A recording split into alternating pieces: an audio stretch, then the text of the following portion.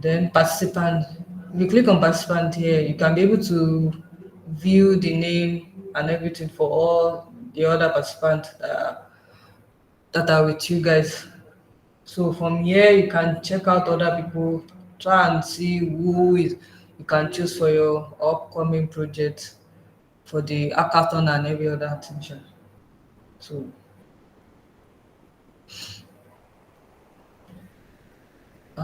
here we have resources.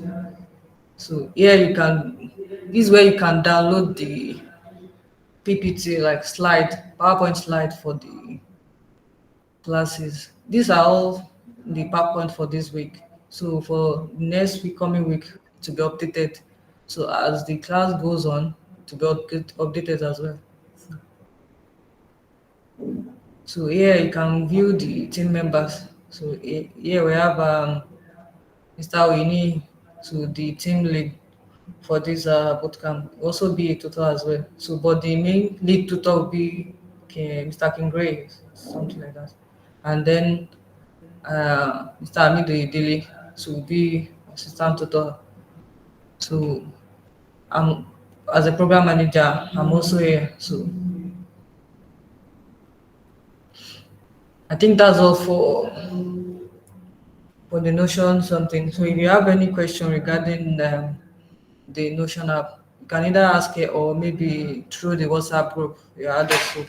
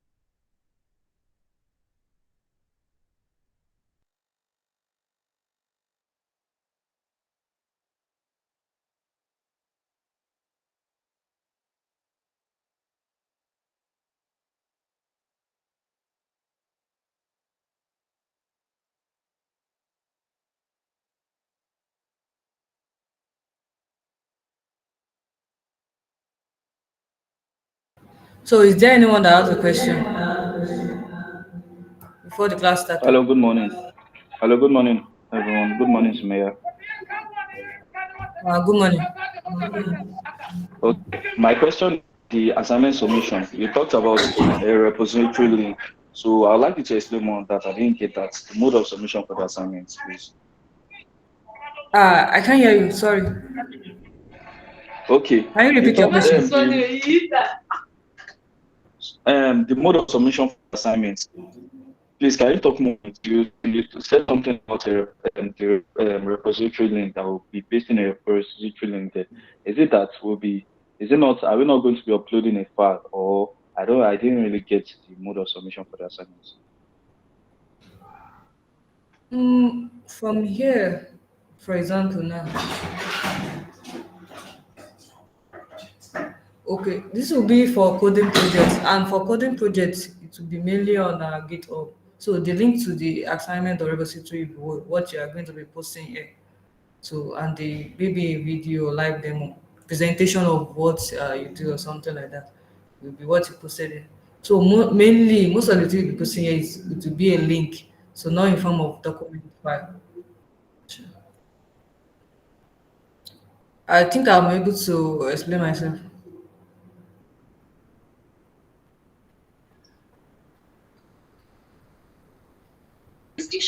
Okay, thank you. Yeah, I get that.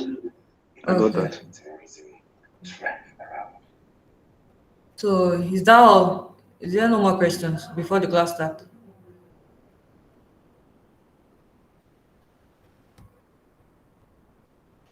So I think that's all then. So I'll hand over to Mr. Kingray to start the class then. So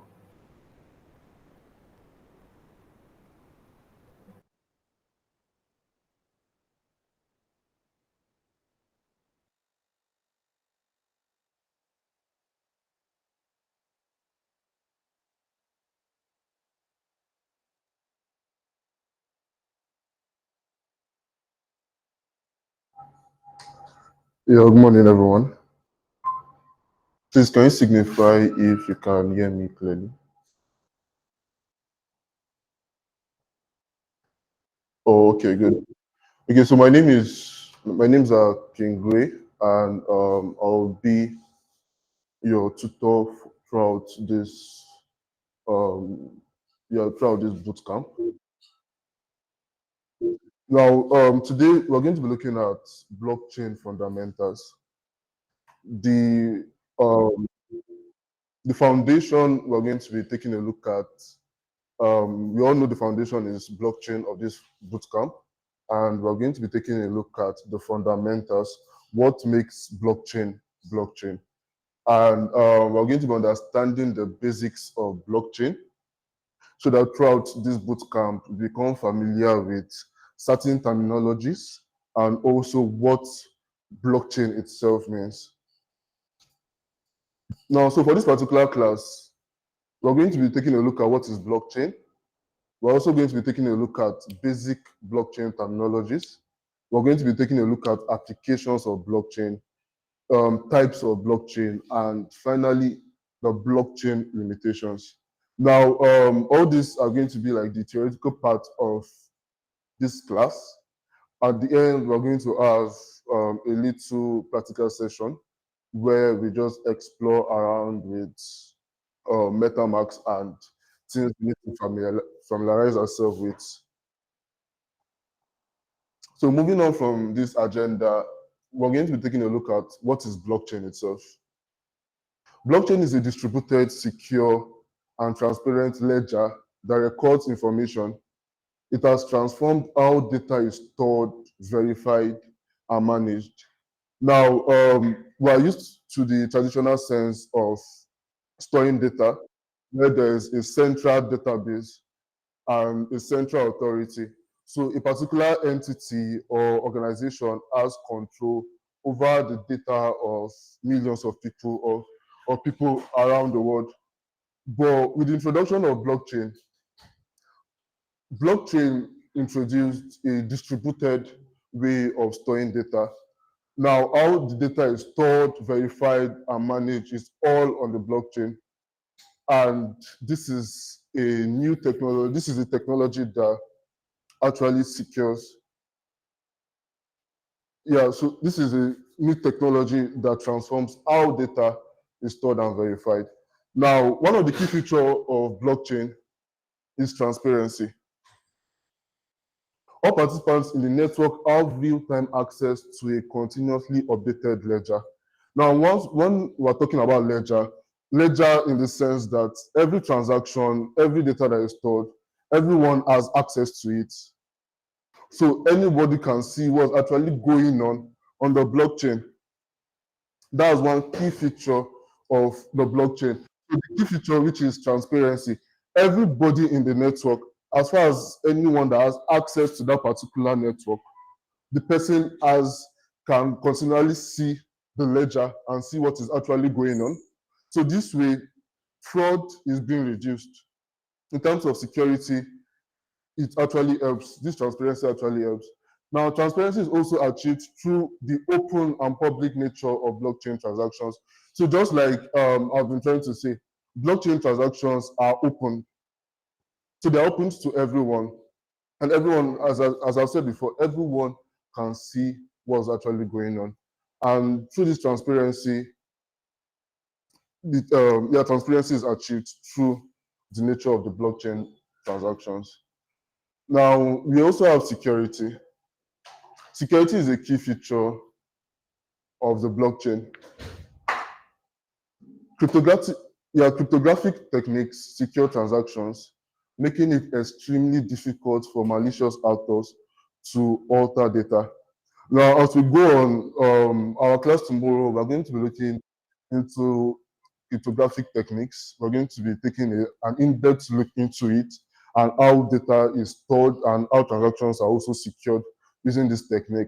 Now, basically, to just give an overview of cryptography, cryptography is a technique or a method which is used to secure data. So it encodes and decodes the data. A simple information such as hello world can be encoded and decoded using cryptography in such a way that no one with like a human eye can understand what it actually means.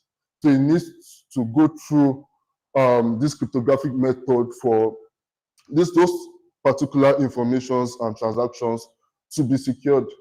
Then we also have consensus mechanisms such as proof of work or proof of stake, which enhance security by preventing fraudulent activities.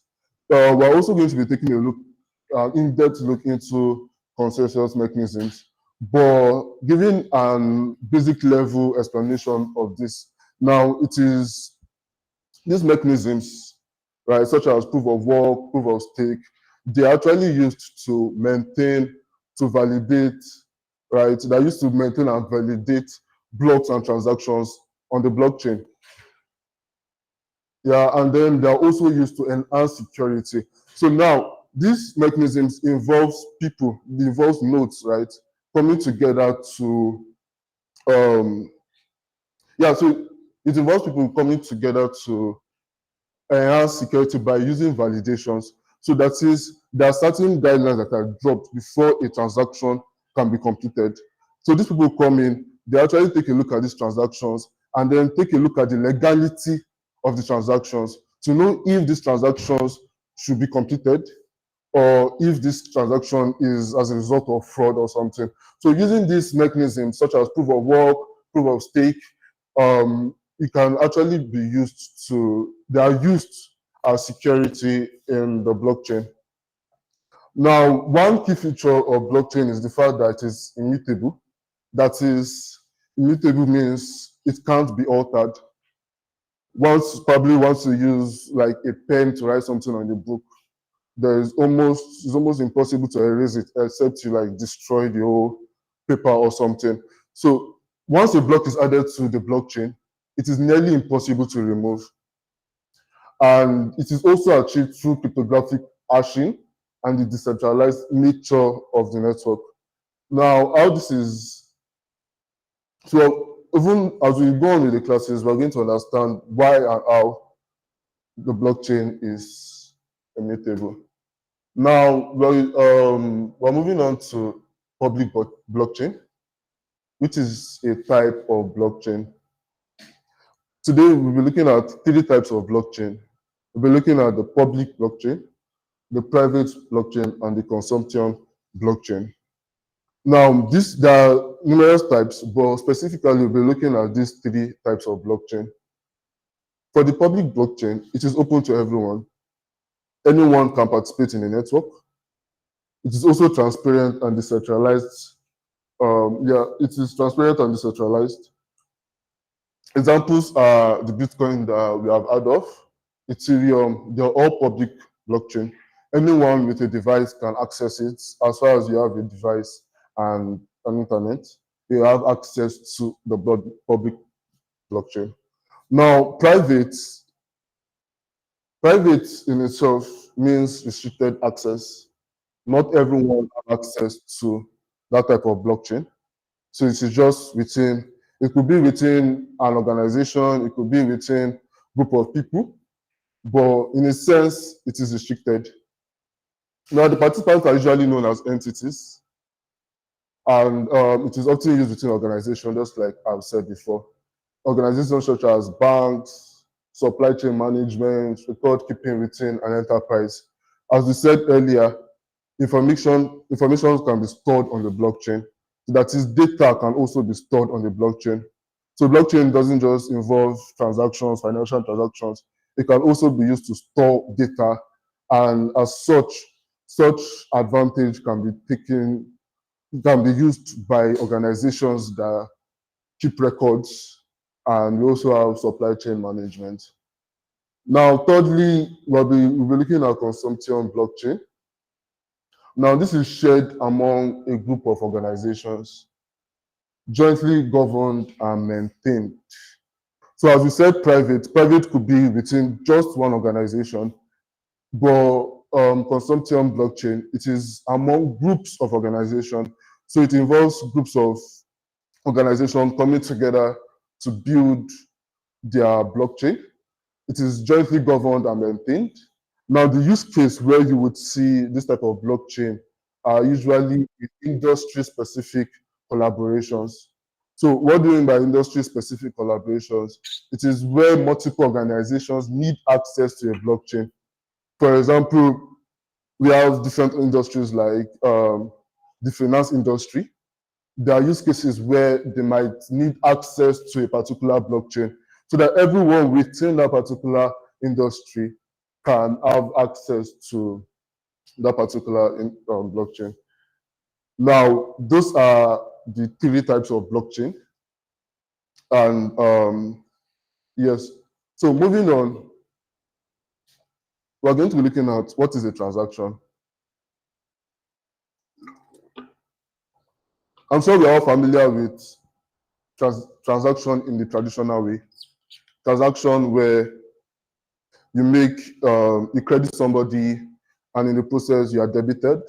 And so in the traditional sense, a transaction on the blockchain works the same way. A transaction on the blockchain creates a new record.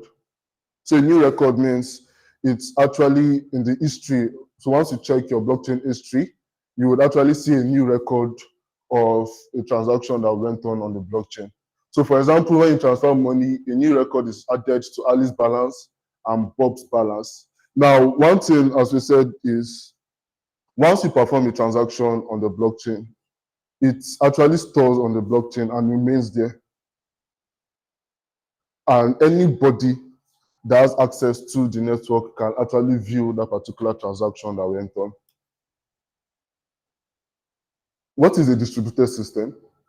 In a distributed system, information is replicated across different nodes or computers. This ensures system availability in case one node is down, and it also makes it difficult for attackers to manipulate the system. Now, when we're talking about distributed system in general means like a collection of computers or systems coming together in order to achieve one goal, right? So in terms of blockchain makes use of distributed system where informations are scattered around. So different nodes, different computers, informations are replicated. Now, why information is replicated? It's so that in case one node is down, because we are living in a world where a node can be down, the computer can be down. And in such cases, instead of we losing that particular information, such information can be gotten from another node or computer. Now, this ensures, and then it also makes it for attackers to manipulate the system. I'm sure most of us were wondering what are nodes. Nodes are, well, it's something that is a term that will be used even as we proceed with these classes.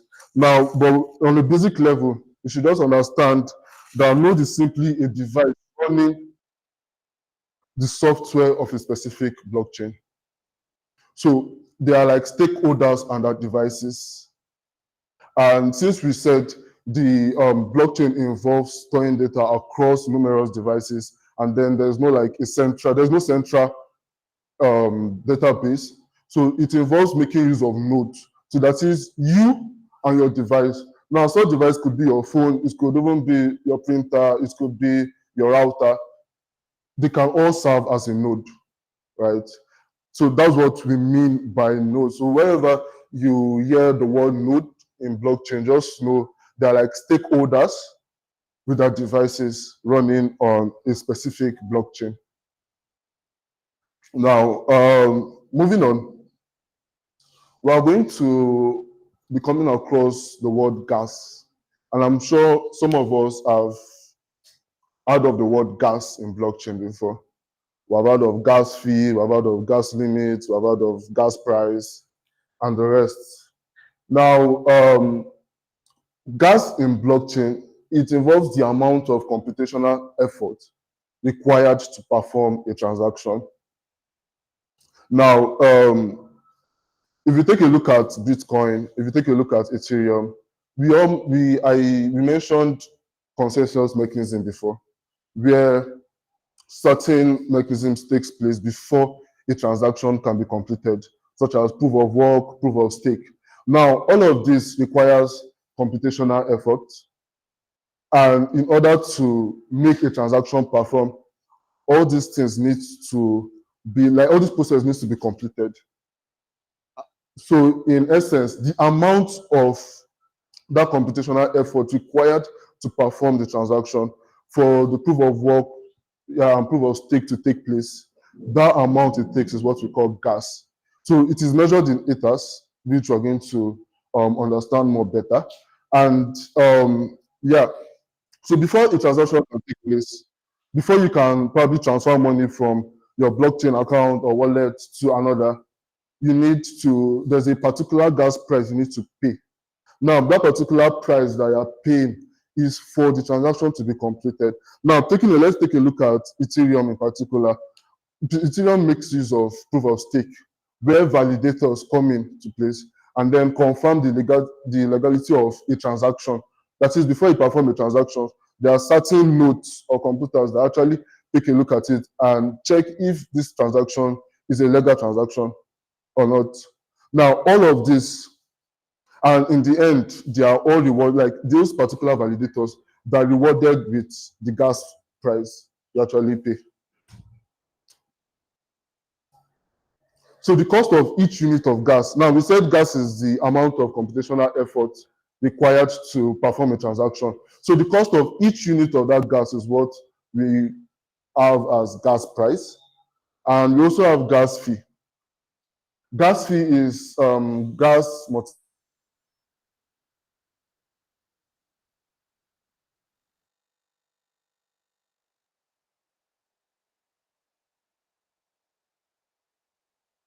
paying is the gas fee, which is the multiplication of your gas and gas price.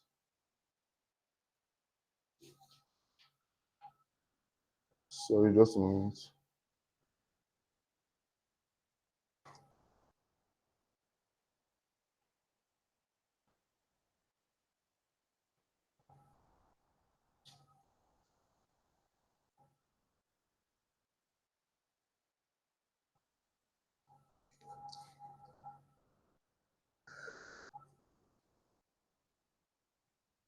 So please just give me 2 minutes.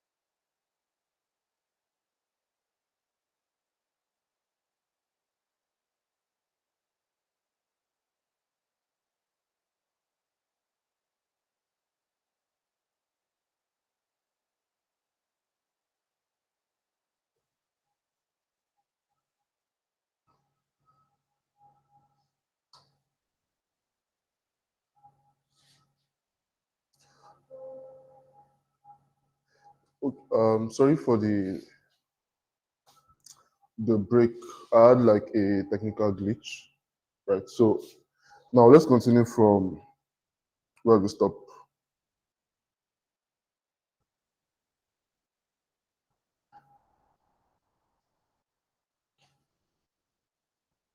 So before we stopped, we talked about gas fee. Please, can we signify if you can hear me online? All right. Yes, I can see a few. Yes. So we talked about gas fee and how gas fee is required to perform every transaction. Now, gas fee is not just required for performing like a financial transaction, transferring money or tokens or coins to another person. It's also used in deploying smart contracts, which we're going to understand it better in like the next few slides. And yeah, so moving on to Explorer, an Explorer allows you to see the current and historical state of a blockchain.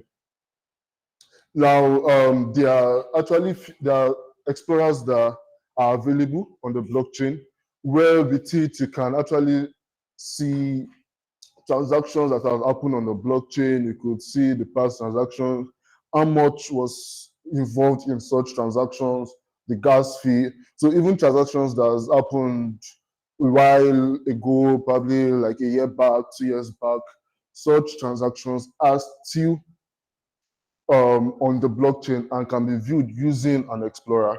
So remember in the definition of blockchain, we talked about ledger, how the ledger can be viewed and the transparency. So now Explorer is one tool that actually helps us to achieve such transparency on the blockchain, where you can see the current and historical state of a blockchain. Everything has happened within that particular blockchain.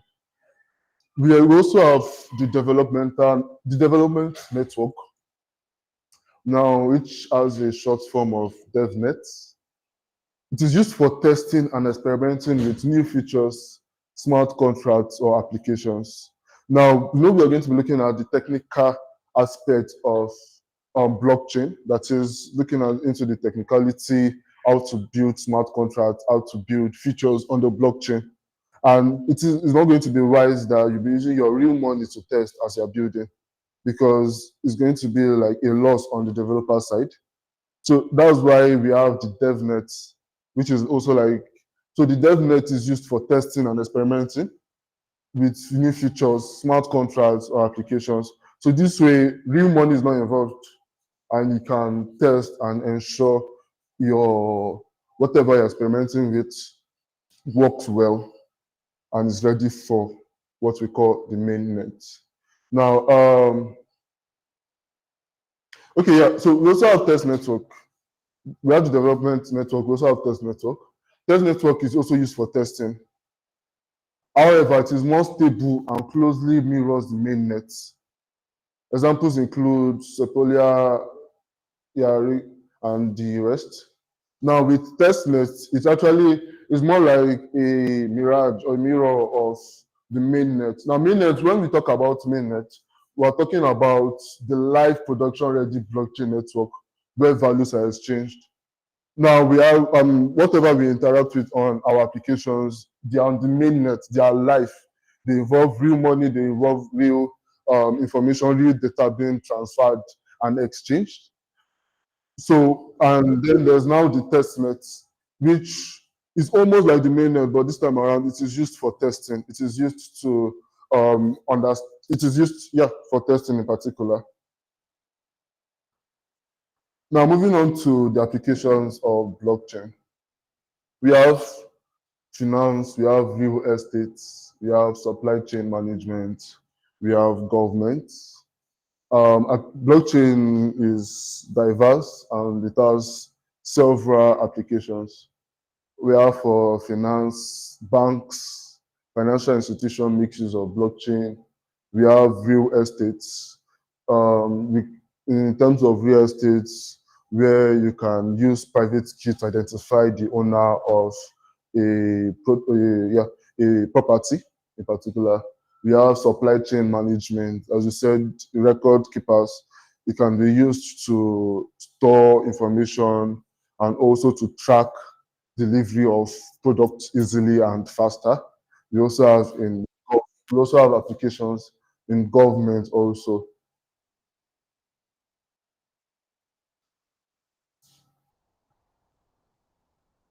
Now, these are just few applications of blockchains, or blockchain in particular.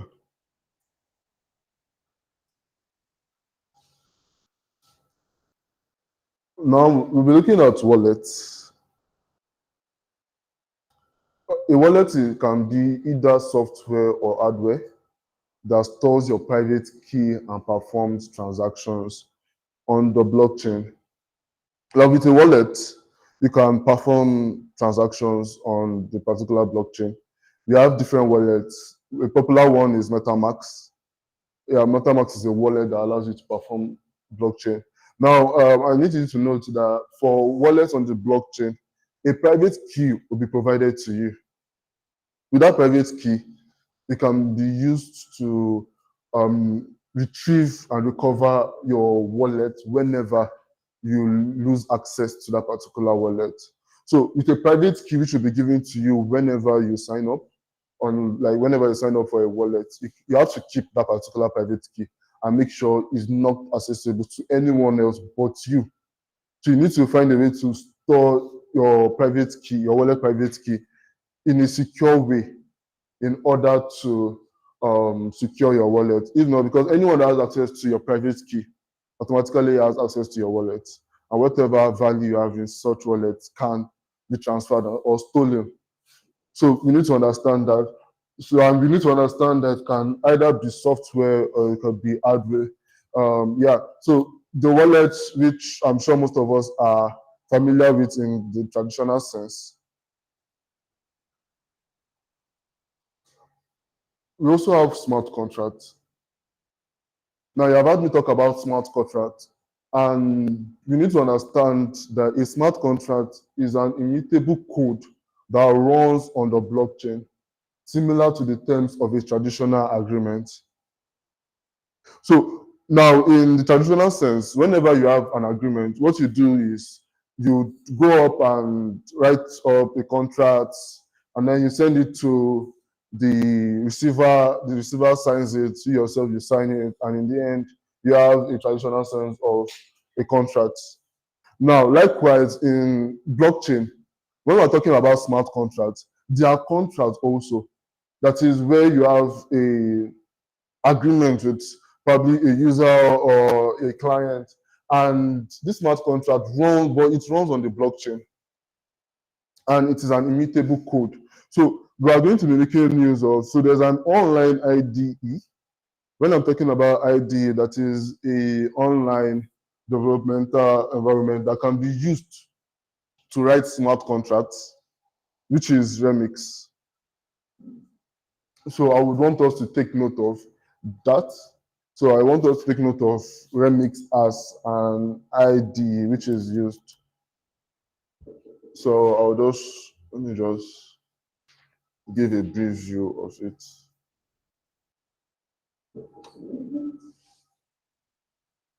So even as we proceed with the classes, and we're going to be writing smart contracts, we're going to be making use of Remix. So I will just share like the link via the Google Code chat so we can all take a look at it briefly.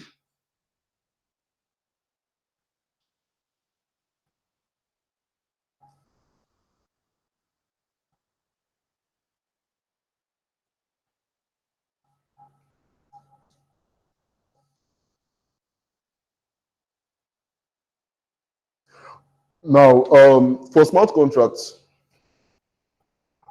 what Remix helps you to do is it helps you to write the code.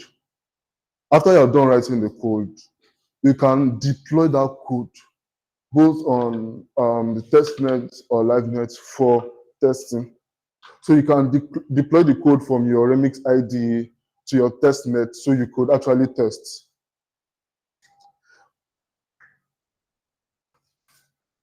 So this is just like a brief definition of smart contracts and what it does.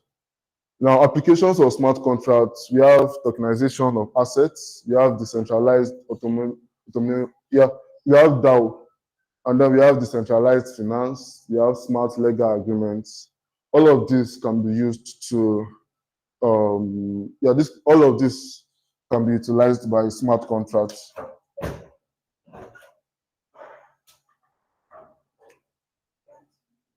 Now, we're taking a look at tokens.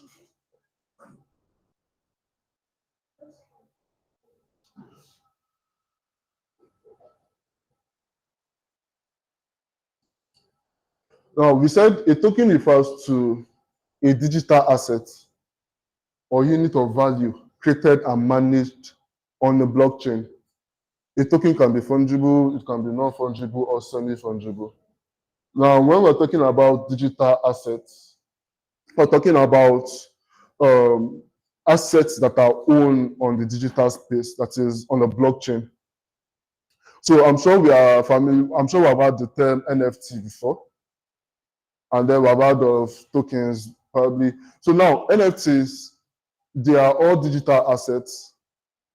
They are properties, they are assets that we own on the digital space. And then they are also managed on the blockchain. So everything about the digital asset, about the unit of value, everything happens on the blockchain. Now we're going to be looking at fungible. Fungible tokens are identical. They have the same value as every other token of the same type and are interchangeable. They are commonly used in creating digital money. So when you hear about digital money, what you need to understand is they are fungible tokens. They are usually identical, just like we have said. Now, moving on to NFTs, that's non-fungible tokens. They are unique and non-interchangeable. So NFTs could be pictures, it could be GIFs, it could be anything that can be owned on the digital space. Now we have semi-fungible tokens. They share characteristics of both fungible and non-fungible tokens. They are commonly used in gaming and ticketing. So that was it for tokens.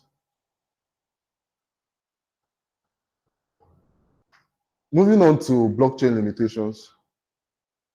Now we have been talking about the advantage of blockchain, what makes blockchain itself. But we also need to understand that blockchain itself has its own limitations. There are certain things that are currently limiting blockchain. And even though as we progress, even though the world progress, these limitations are progressively solved. Yeah, in a sense. Now we have scalability.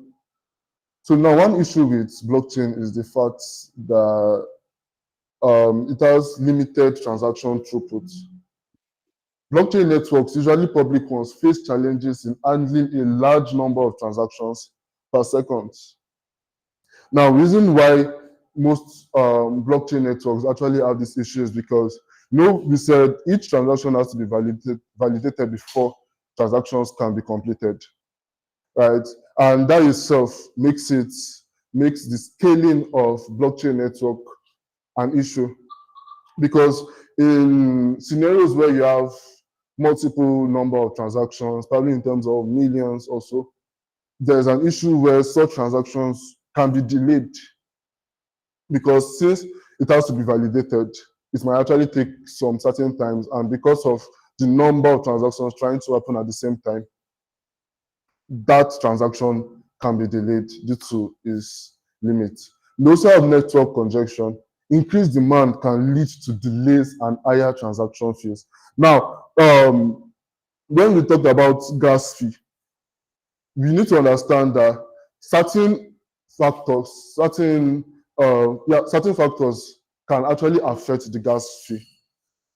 Factors such as we have demand, we also have supply, and then we also have network conjunctions. So there are certain times or scenarios, if you are familiar with transacting on on the blockchain, there are certain times where you actually see higher gas fees. It could be because of network congestions. That's because many people are trying to transact at that particular time. So, and as a result, such gas fees can just spike up. And you probably, if you have the money, you can decide to go ahead with the transaction, or you can just wait till when the network is less congested, and then you can now proceed with your transaction. So, those are parts of the limitations of blockchain, where we have network congestion. We also have limited transaction throughput. Another limitation is energy consumption. We have proof of work mechanism. Now, proof of work is used by Bitcoin. It's a technology used by Bitcoin. Yeah, it was founded in 1994. Now, proof of work, it involves solving complex mathematical puzzles before such transaction can take place. And for those complex puzzles to be solved, it requires high level of computational power. So I'm sure some of us have seen where Bitcoin miners, they call it like a farm, where you actually see them with a whole lot of machineries, and then you'll be like, what are they doing with it? Now, that's what proof of work mechanism is. It requires high-end machines to actually solve those puzzles. And it's actually capital intensive if you want to dive into that. And not just capital intensive, it is also energy intensive. And obviously, anything that involves energy it can contribute to environmental concerns. Also have mining operations. Large scale mining farms consume significant amount of electricity to to power up most machines, most computers, in order to mine operations, because there are farms, mining farms that are actually large scale, and to power up such farms usually require a large amount of electricity, and that itself can be a limitation. So we're taking a look at Bitcoin scaling, we're taking a look at energy consumption. Thirdly, we're going to be looking at regulatory uncertainty. Now, recently in Nigeria, we know that Bitcoin had some regulations recently where people could not even perform transactions openly in the public due to the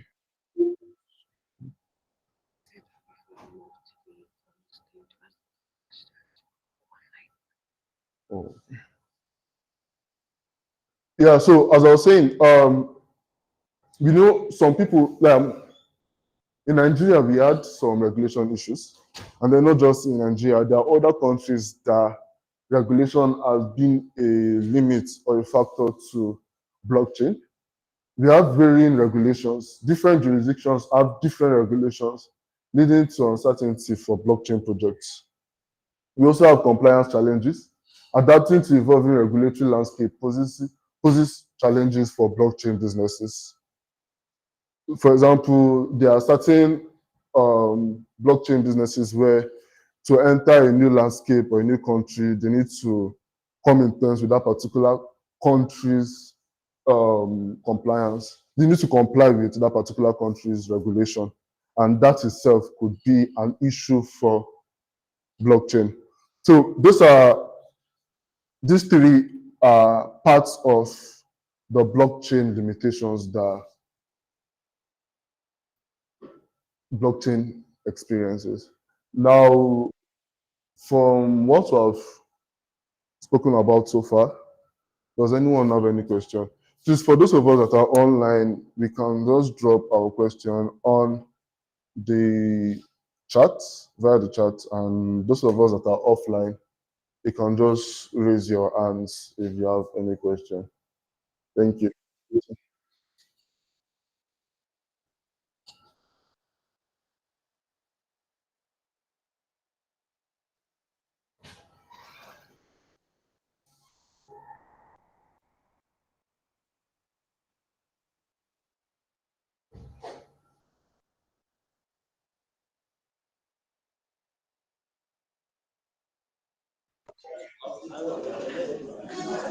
Orúkọ jẹ̀bi. Let's all Orúkọ mute and jazz. drop our questions on via the chat.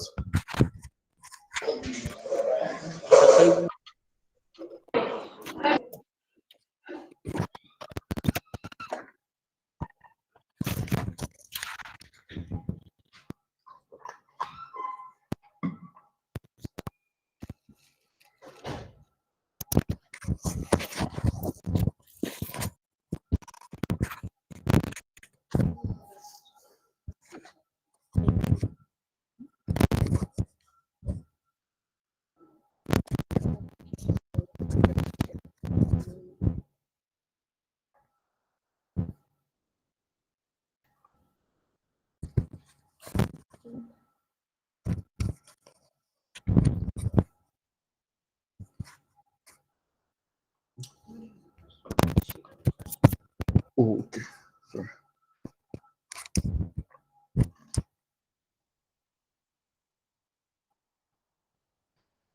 Okay.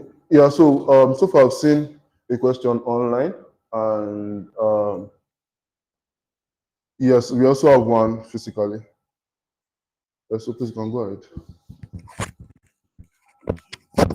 Um, so thank you for the session so far. You've done well with the explanations on the challenges and the advantages. So please can we all hear? This can signify if you can hear what she's saying. Okay, please can go ahead. Right. You mentioned the advantages of and the limitations of the blockchain system. So I wanted to know about the security challenges. Are there any, or it's not facing any security challenges at all? Yeah, there are security challenges the blockchain gets to face in terms of so let me-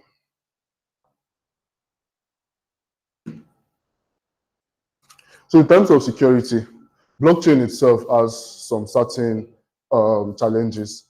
There are certain times where fraud gets to take place. There are certain attacks that gets to take place on the blockchain, but itself, developers are trying and finding new ways to block such security challenges in such a way that from the code, because there are certain times where even from smart contracts that people write, there are actually bugs which could lead to security challenges, and there are attackers that can exploit such bugs in such. When we're talking about bugs, we mean probably you write your code and then there are certain measures you didn't take in place, and then there are certain people that will come in, take a look at that, and begin to exploit that particular error from your end or omission from your end.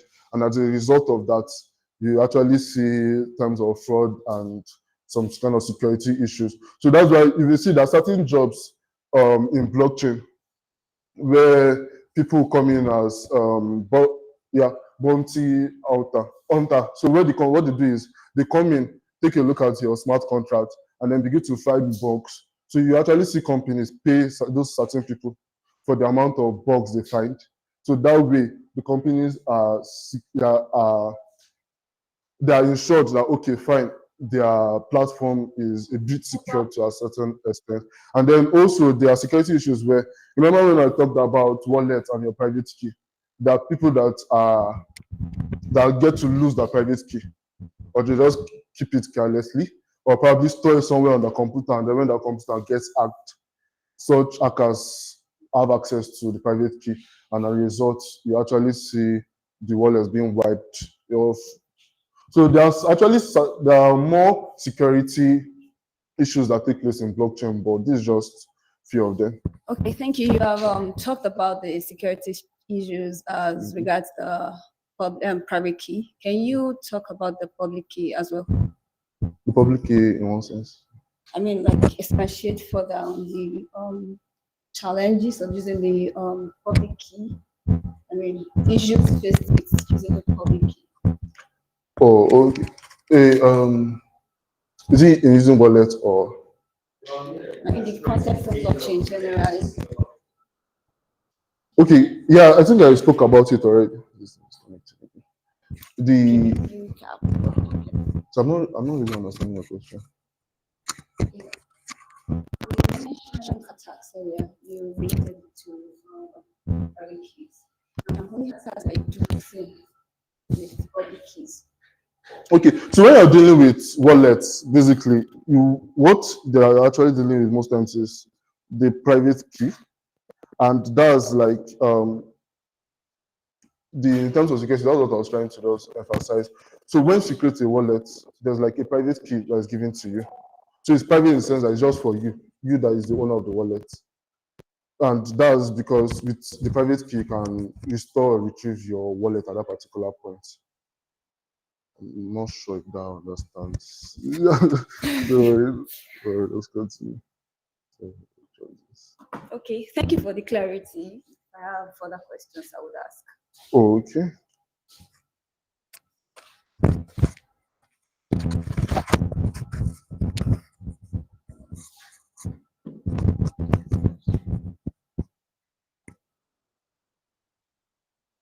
So then another question.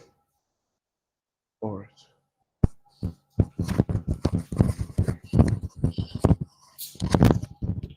All right. Thank you so much for the privilege. Mhm. On the applications of blockchain, um, you mentioned applications in finance, real estate, supply chain, and government.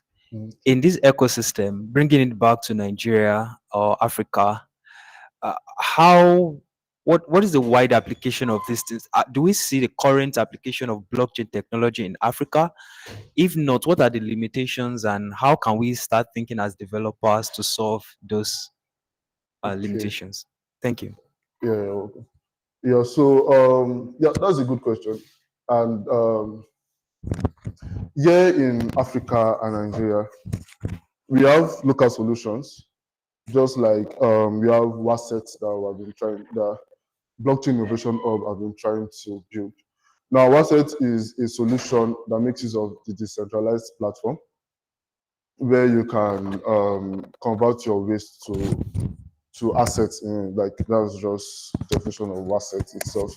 Now, yeah, so also there are other solutions that smart contracts can be used to innovate in this part of the world, where in terms of instead of your local legal agreements, the agreements that can take place on the smart contract on the blockchain.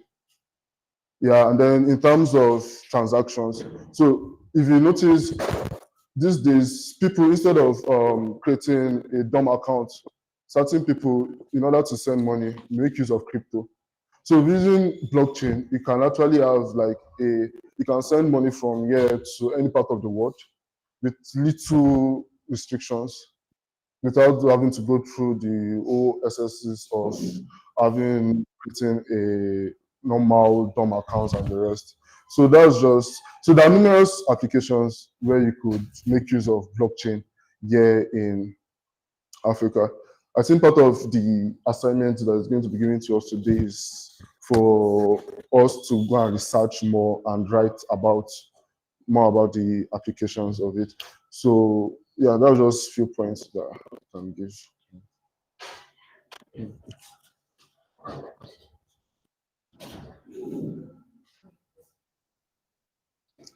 Oh, okay. So let me just check this.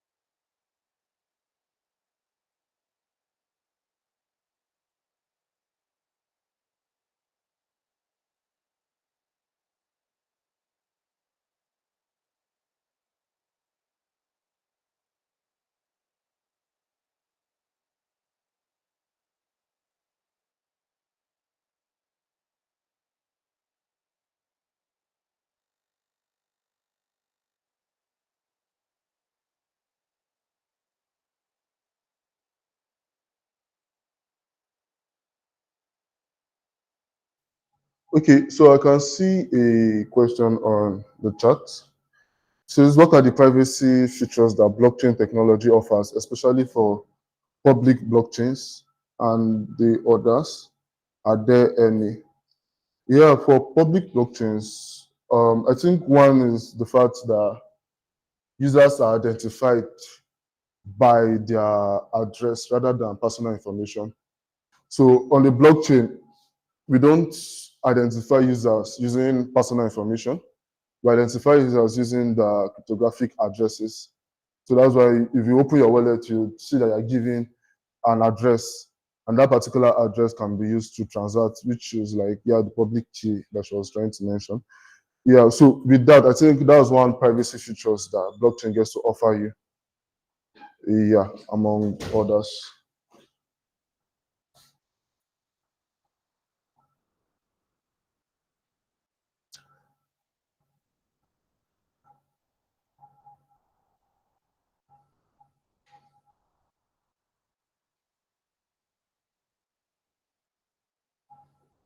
Tolu, I don't know if that answers your question.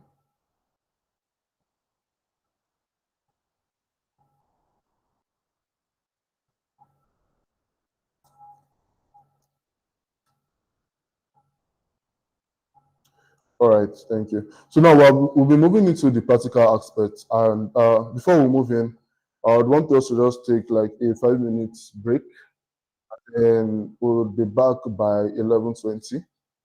So that way we can all prepare for the practical aspect. Please, let's ensure when we're coming back, we are connected to our computer devices. And yeah, and we're ready to follow the instructions, because we'll be making use of our laptops or our computer devices and to, yeah, for the practical aspect. So let's just take like a 4 minutes recess and be back by 11:20. Thank you.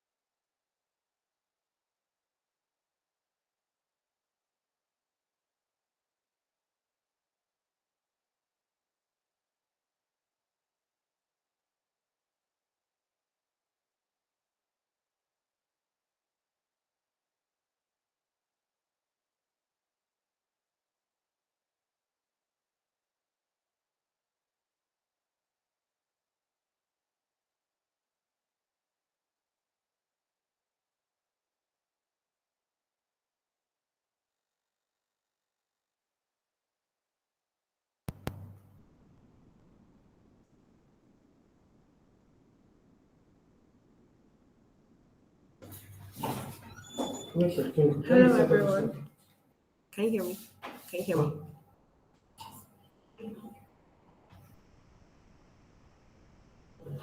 Hello, everyone. While we're on the break, kindly follow Blockchain Innovation Hub on all social media platforms: Twitter, Instagram, and LinkedIn. I'll drop you the links soon, so it'll be easier for you to follow from there.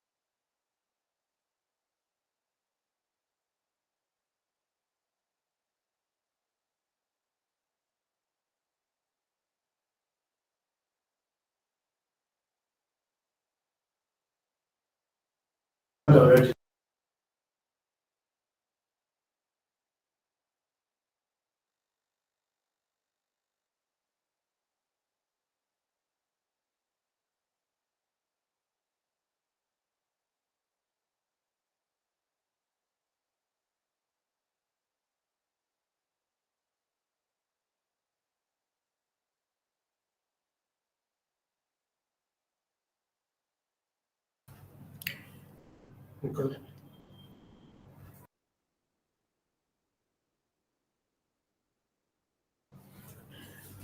Hello, everyone. If there's anything you've learned today, kindly share on your social media platforms and tag blockchain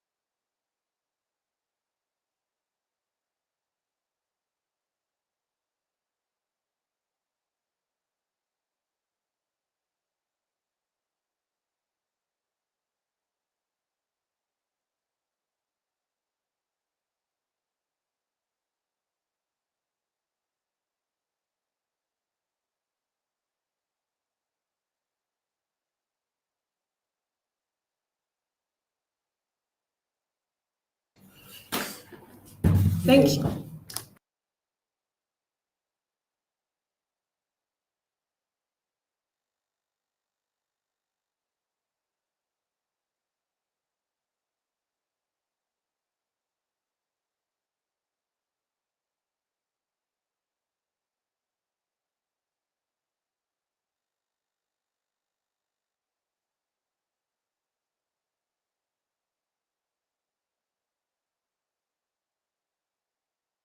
Don't hold it.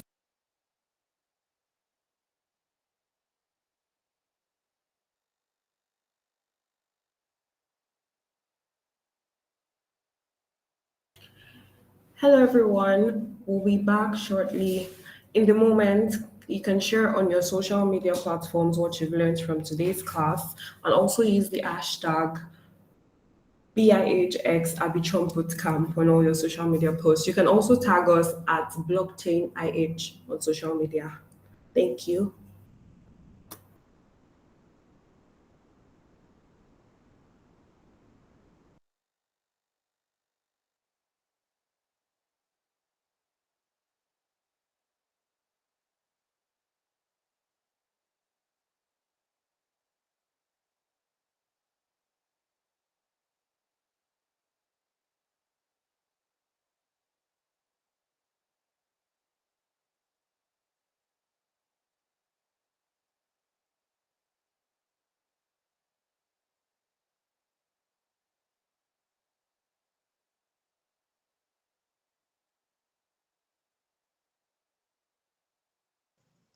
Hello, please can you please drop the hashtag in the message box? Thank you.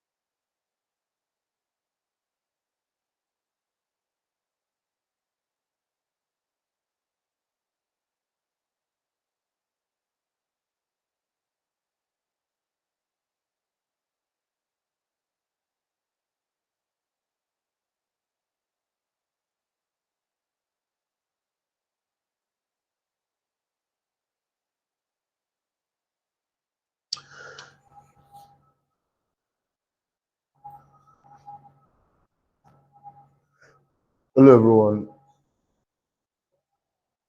So we're going to be moving into the practical aspects. This I would like us to signify if I can get like 10 to 15 ants, so I would know what's around and we can proceed. Okay.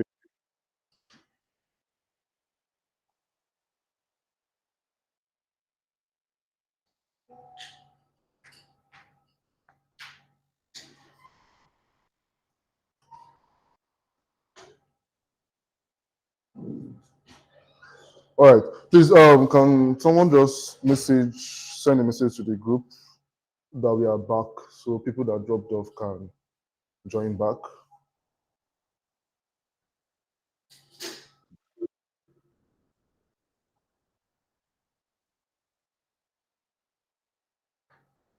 And then in the next 2 minutes, we'll just continue from where we stopped.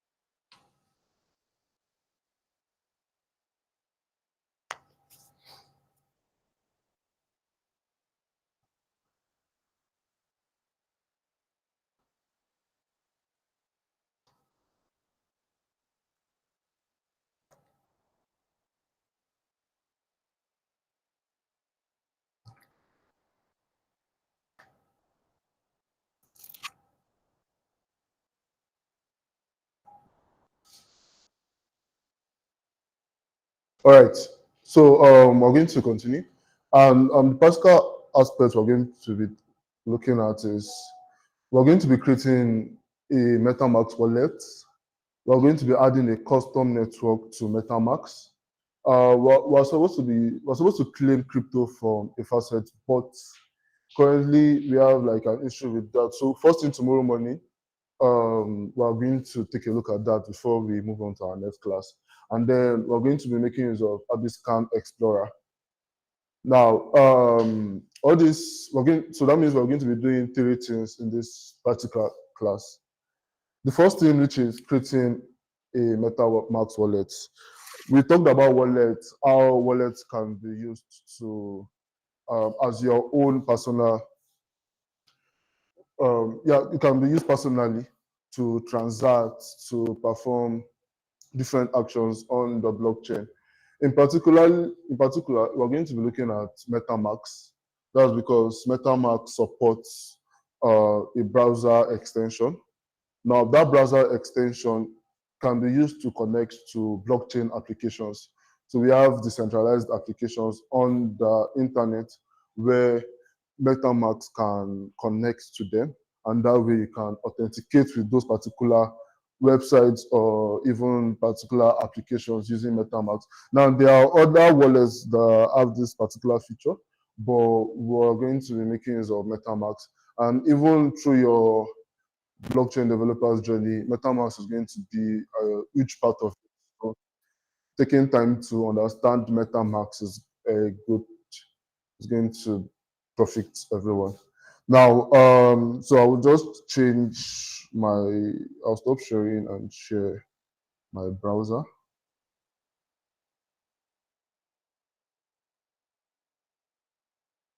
Please, I hope everyone is connected with their laptop at this point, because yeah, we would need, in order to follow this practical class, we need your browser to be opened. So the first thing to add a MetaMask browser extension is on your browser's extensions. Every browser has an extension, except I don't think Safari has. But I do know Chrome has, Brave has, Arc, and a whole lot of Chromium-based browsers. Yeah, so they all have extensions. And yeah, on the left-hand side, you're going to see Discover More extensions. Discover more extensions and themes on the Chrome Web Store.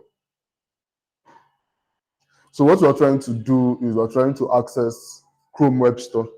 Chrome has its own web store where you can install extensions. So I believe for those of us using Brave browsers and Firefox, you can also access the web store via the extension tab. So I'll just give us next 1 to 2 minutes to just access it. And please, when you're done, just signify done. Once I get 10 yeses, I would just proceed. And if you have issues trying to access the web store, please just signify via the chat. All right. So I've gotten 3 yes.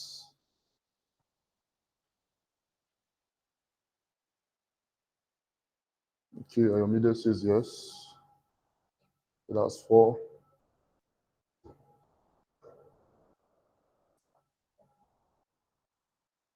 Just those of us that are here physically, do you have any issues with that? Oh, okay. I see most of us are already there.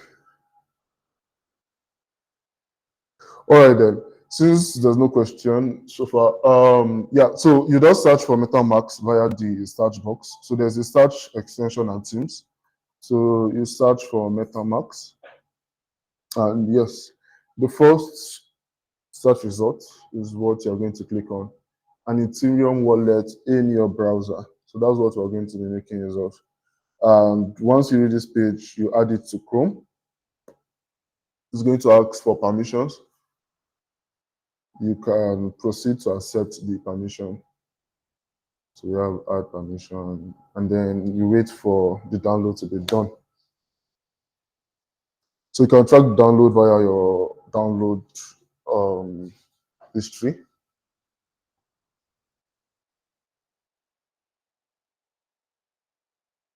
Please, if you are stuck at any point, please just raise your hand, or you can type it into the chat, and assistance will be rendered to you.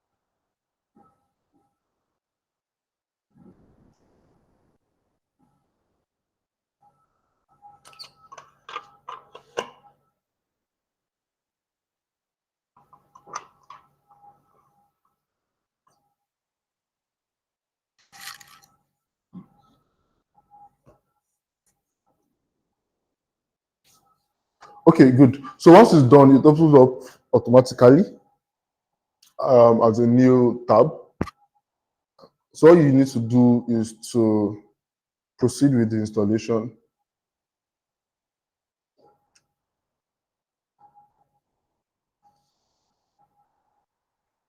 Okay, so that's which I'll just go ahead to proceed with it. Now you can agree to the MetaMask terms of use. You can create a new wallet, or you can import an existing wallet. To import a wallet, you need your private key, just like we mentioned. So you need the private key to import an existing wallet. But if you don't have access to that, you would need to create a new wallet, which you have your terms and conditions, and you can agree. So it's required that you also create a password. So anyone that accesses your browser won't be able to just open up your MetaMask extension and see how much you are worth, right? Yeah, so I'll just go ahead and create my personal password.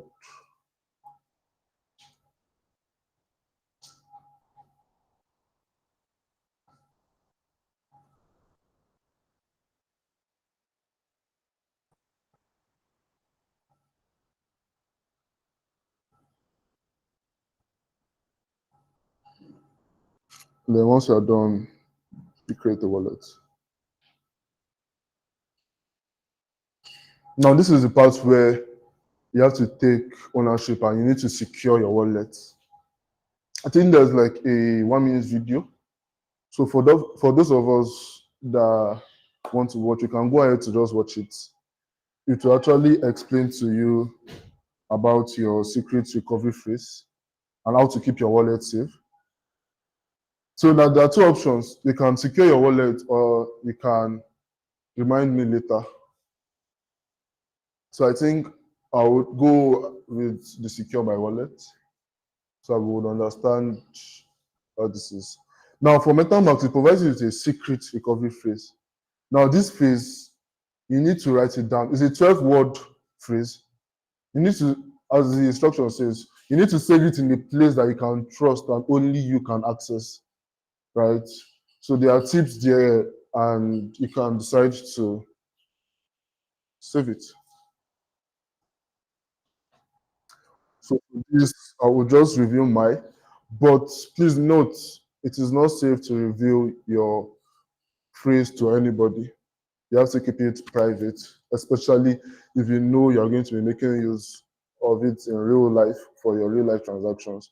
So now this is how the phrase looks like. You have 12 words and they're in a order.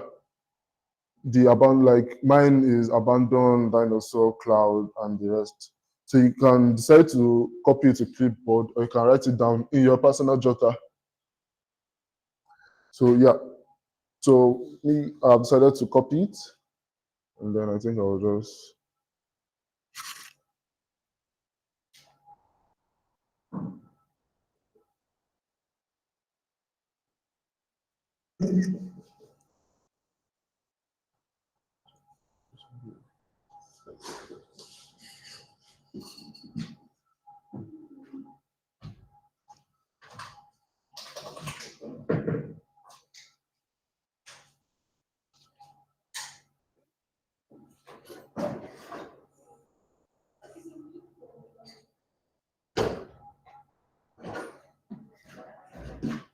Okay, so I'm sure we are done taking note of our secret phrase. So let me just, because you need to note it down because you'll be asked to provide it in the same order. Let me just.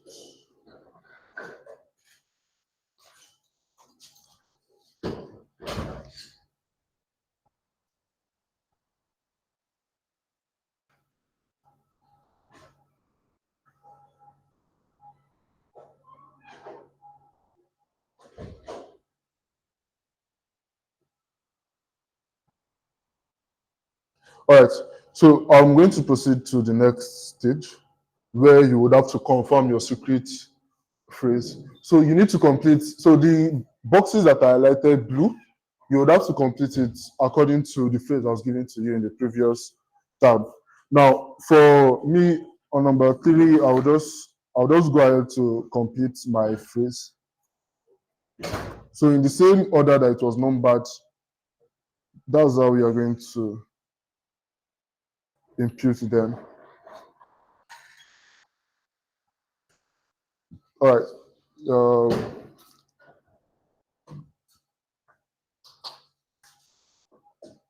Once you're done, you can confirm, and then you got it. Now, so once you're done, it's going to give you an overview of how your wallet looks like via the tab. If you want, you can use this interface to interact with MetaMask, or there's a second option where Let me just give everyone 1 minute to just finish up and then move on.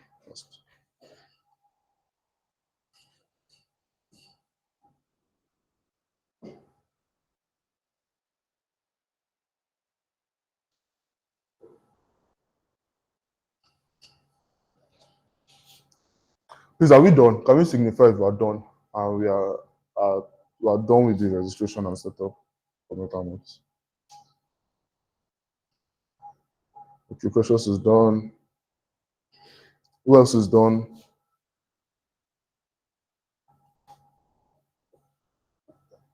Okay, we're getting more done.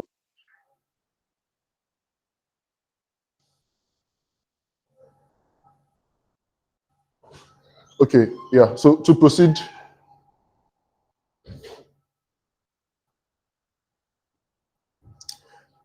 now once you come to your extension in your browsers, in your particular browser, there's this icon which identifies extensions. So once you click on it, you see your list of extensions, your installed extensions. And then to pin it, this pin icon, just click on this pin icon. The reason why you're pinning it is because in order to access your MetaMask at any point, you don't need to come down to your extensions to click on MetaMask. So from your tab or anywhere, you can easily access your MetaMask since it's pinned. So please, it depends on your preference. You can pin it, you can decide to leave it in your list of extensions. Now, once you open up the extension, it's going to bring out this small pop-up and it's going to, you will see like an introduction, what's new.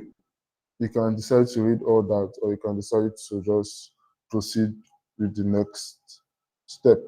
Now, once you are done, this is the interface you're going to meet.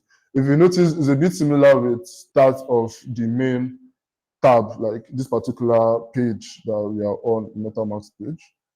Now, from this particular wallet, you can see your balance in ETH, in Ethereum. Now, this ETH, it depends on the network you are on. So it shows you your balance depending on your network. And then underneath, you can see the equivalent of your balance in USD. So if you have money, you can see the equivalent. And then you have options to buy and sell, to send, if you want to send to another wallet, to swap, if you want to swap from one token to another. We also have bridge and then we have portfolio. And then underneath, we have tokens, we have NFTs, we have activity. Activity shows you your transaction history. And NFT shows you your non-fungible tokens that you own. That is your assets that you own. And tokens shows you your digital money. How much is what? How much of it do you have? So now, if you come to your top, the top left, we have this drop down with like a T. Is it T or E icon? Okay, no, it's an icon, blue icon. Now, if you click on it, you are going to see select a network. And then you have a list of networks. You have Ethereum mainnet, you have linear mainnet. Now, you also have options to show test networks. Now we talked about test nets in particular, and then we said test nets can be used whenever you are developing, in development, whenever you are testing before you go to like the main live server or product. Yeah. So you can make use of test networks. You have your Sepolia, you have your Linear, Glory, and the rest.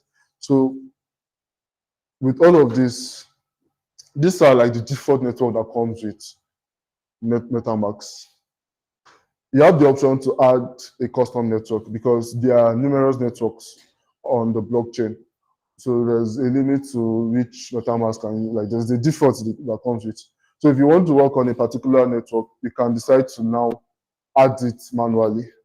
So you can add your network manually. So before we do that, let's just go around again. So at the center, we have account 1.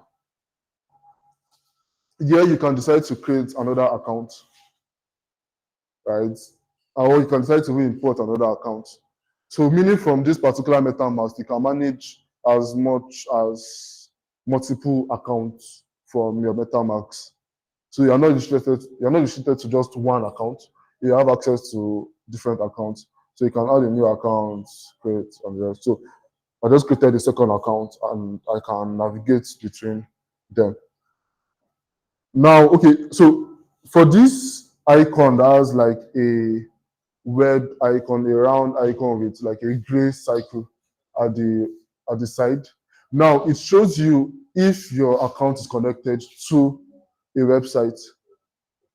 So if you are connected to, let's say you log into a blockchain application or a website that your app is connected to that website, from here it's going to show you. You're going to see. So this gray icon by the side is going to turn to green, right? Yeah, I think depending on your team, but you would show it will show you an indicator that you're connected to that particular website, so you could know who has access to your website or not.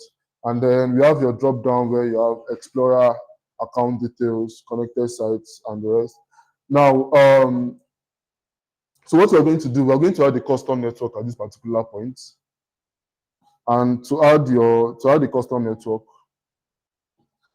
you're going to see a list of custom networks. You have Celo Mainnet, BNB Chain, and the rest. If the network you want to add, you can't find it on this list, you can proceed to add a network manually. Do you understand? So you can proceed to add a network manually. Now, so let's just proceed with that. Now, what we're going to add, we want to add Arbitrum Sepolia. And yeah, this is the details, the testnet details we're going to use to add this to our wallet. So I'm just going to drop the link via the chat. And then once you open it up, you can scroll down and add it.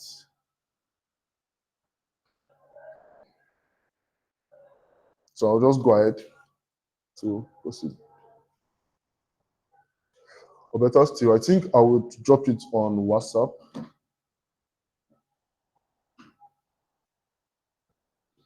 So those of us that are here physically can have access to it too. Yeah, so let me just tell.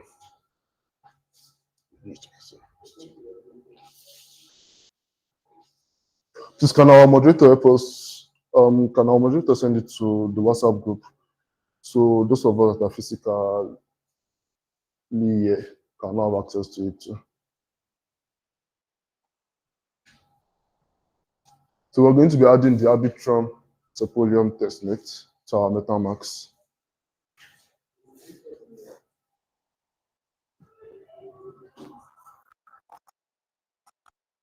So can one of us here on the chat just send it to the WhatsApp group? Please, any of us that are online that has access to the WhatsApp group, please can you just send it to the WhatsApp group?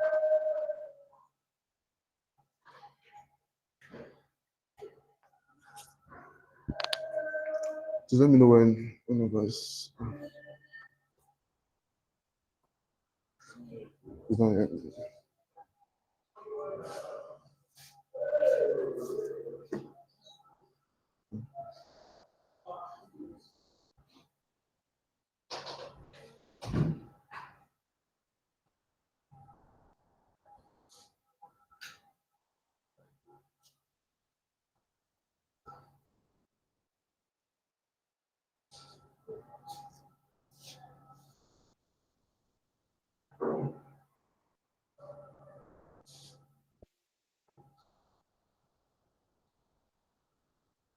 All right, thank you. Thank you, Precious.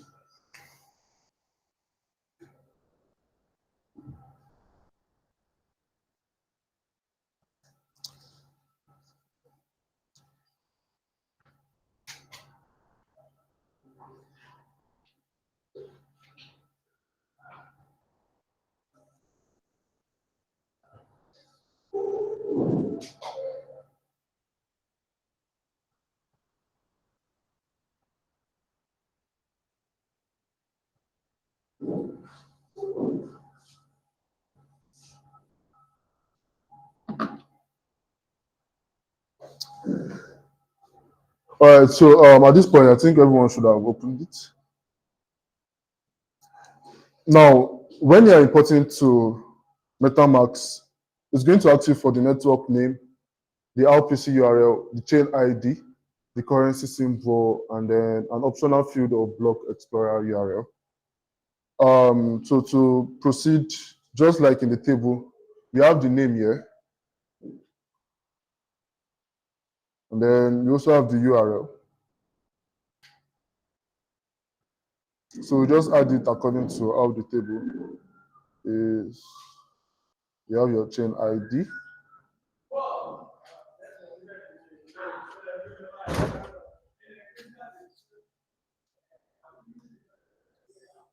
And then you have your currency symbol. So it's optional to add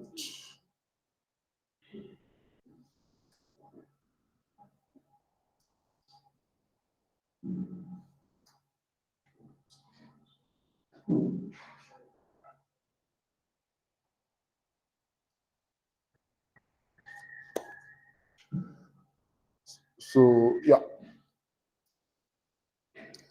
Once you're done, you click on create. It tells you network added successfully. You can decide to now switch from Arbitrum to Sepo. You can switch to Arbitrum Sepolia. Now, what does it mean to switch to this particular network? It means to switch from, it was formerly on Ethereum. Yeah, so you can decide to now switch your MetaMask to be reading from Arbitrum Sepolia. All right, do you have any questions so far?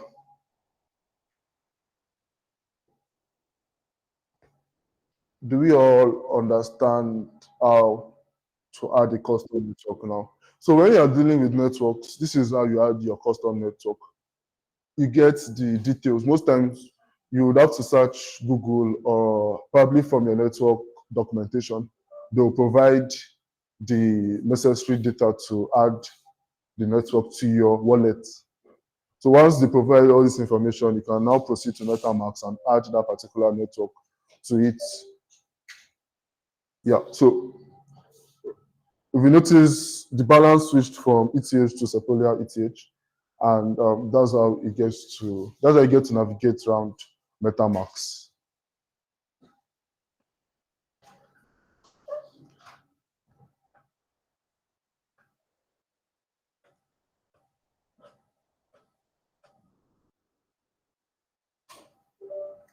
So I can see Yomi asking, why do I have 0.2 Sepolia ETH? It could be that in the past you might have added it to your wallet. That's interesting.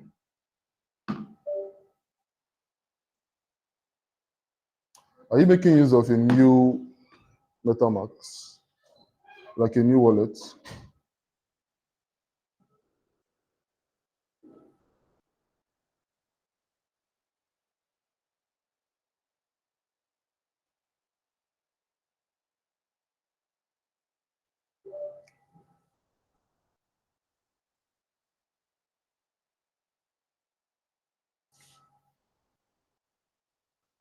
Now moving on to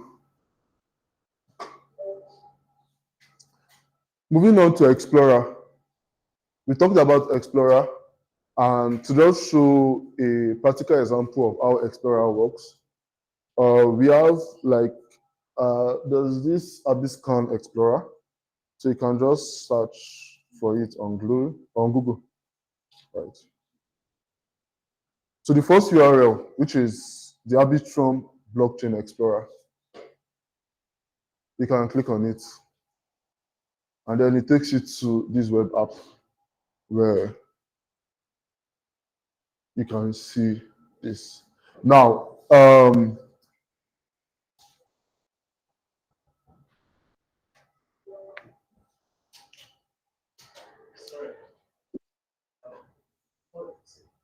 yeah, yeah, what? So you're saying the method doesn't match.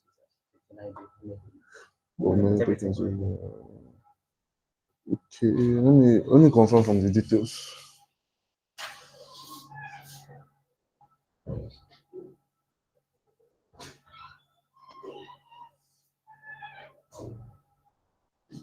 So I believe it's from the details given to us. So for now, you can just ignore that. Right. So now, from this Arbiscan, we can see basic informations of Arbitrum.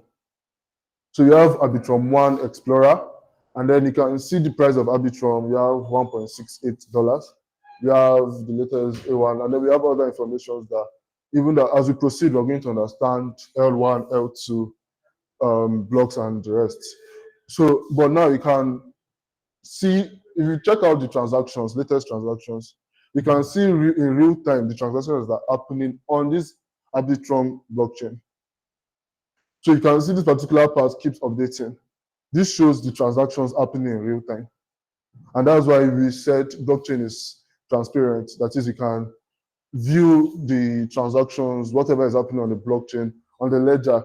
Now, Explorer helps us to do that by with the transaction hash, and then we can also see. So I would want us to click on probably like just one of it to understand what's happening. So we have the transaction hash, and then you can just click on it. You get an overview. And then the overview, you get the status of the transaction. If it's successful, you have the timestamp. When did it happen? You have the transaction action. What happened? It transferred 0.1 USDT to an address. And then you get from, that is, where is it coming from? And then we also have where it's going to. We have interacted with. So now we have interacted with contract. You see contract and then an address. That's to show it interacted with a smart contract for the transaction to happen. And then we have ERC20 token transferred, the value transaction fee, which is the gas fee. And then we have gas price bid, gas price paid, and you get basic information. You check the log, you see more details about how everything went. Yeah, so you also have the states and the rest. Now, with this, you can see that every transaction that happens on the blockchain can now be viewed via the Explorer. And with that, we can actually now audit or even know what's going on the blockchain. Now, if you have your address, right, your MetaMask address, so you can get your MetaMask address from here. So yeah, it's at the top. You see a copy icon by the side. So you can just click copy to clipboard. So there are two options. You can either go back to the home screen, or I think you can search from here, from this search bar. Yes. So once you copy and paste your transaction here, you can see, you now see the basic details of you can see the details of your address. And anybody that has your address can actually paste this here and see everything you have done with your address. So you can see your balance, you can see your ETH value, and then you can see transactions. So currently, because this is a new wallet, there are no transactions. But when we proceed and we begin to transact, every transaction that I do on this particular address is going to reflect here under transactions. And from there, you cannot track and proceed from there. So that's how to use, this is how to use Explorer. And this is how transparency in blockchain works. So do we have any more questions? So tomorrow, what we'll do tomorrow morning is we're going to get the testnet coins from Arbitrum so that we can add it to our wallet. So that's going to be the first thing we're going to do tomorrow morning. So, and yeah, that's the practical for today. So any questions so far?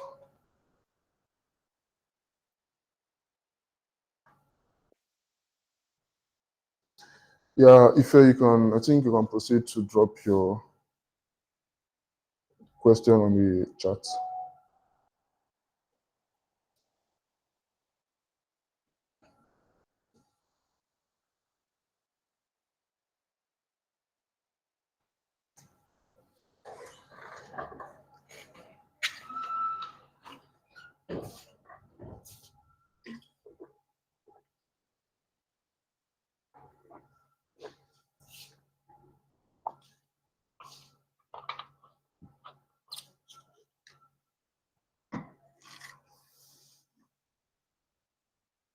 So in the absence of no question, we're going to move on, and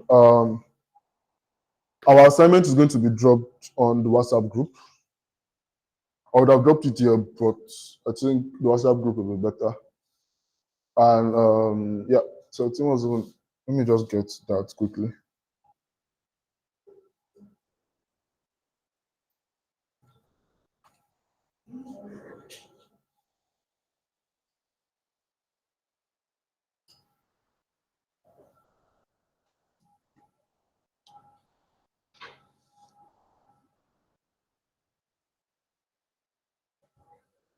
Um,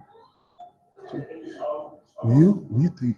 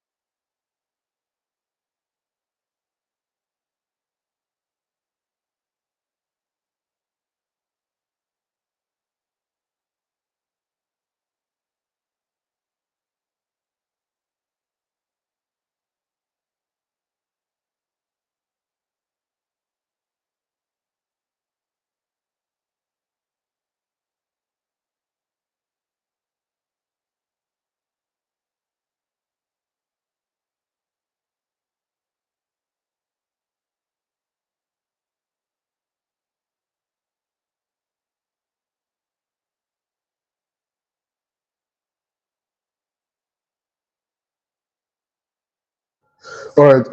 So for our assignment for today, we're going to write a 300 word blog post to discuss the benefits and limitations of using blockchain technology in the project. Right. So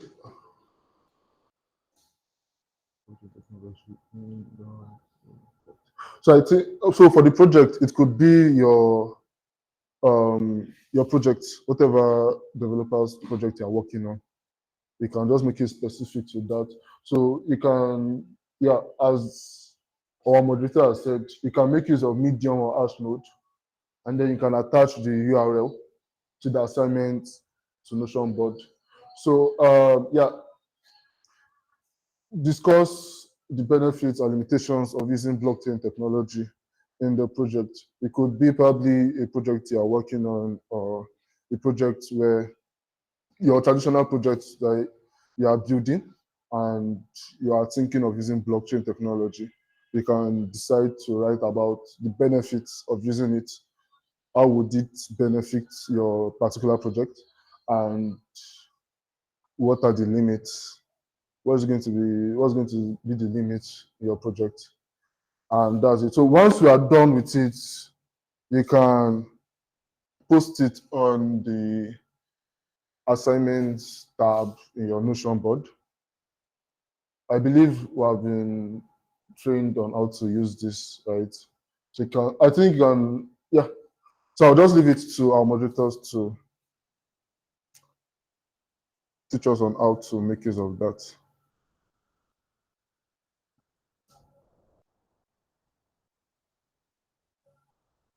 It doesn't mean, so in responding to Miriam, you don't have to have a project. It could be an idea,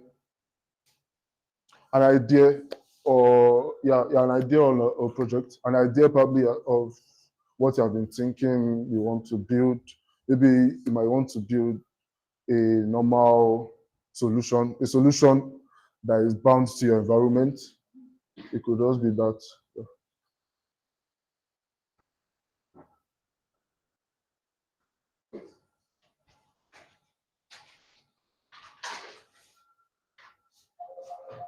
Please, to understand this better, for us that don't have an idea of what a blockchain project is, how do we choose a project to work on?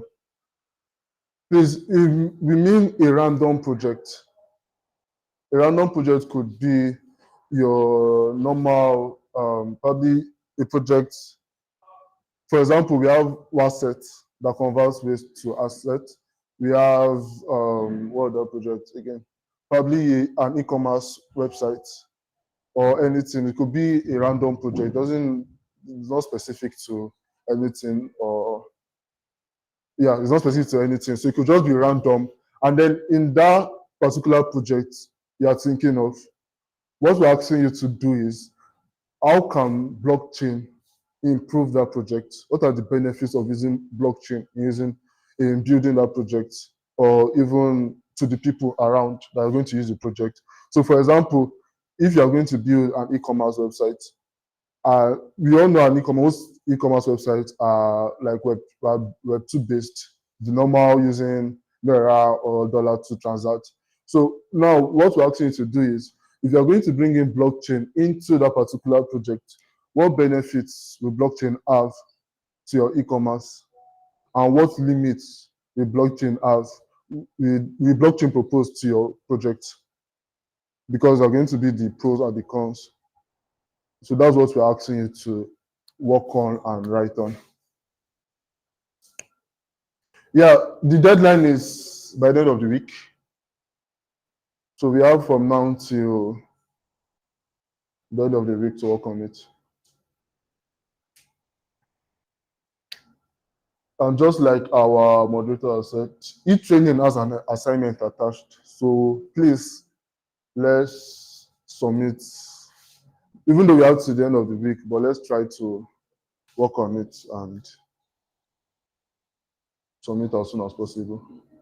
All right, so thank you very much for attending today. That was all. Please, if you have any question, you can tag me on I'm on the WhatsApp group. I think, yeah, my name is Ray on the WhatsApp group. Ray, R-A-Y, it's small letter. Yeah, so you can tag me there, or you can just throw it out. Once I see it, I'll respond. And I would recommend that, please, let's go through the slides again. Go through it, make sure we understand everything. And if any question arises from taking a look at the slides, you can throw it to the WhatsApp group. It's open for discussion and it's also open for things like that. All right, thank you very much. That was all from my end. I'll be signing out now. Thank you.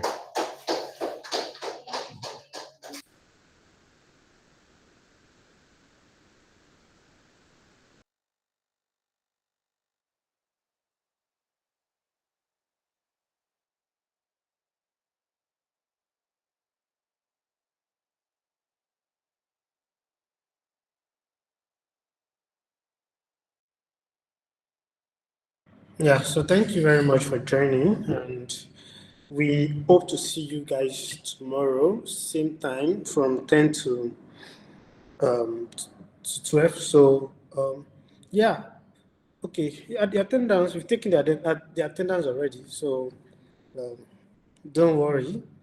By the end of the program, you see your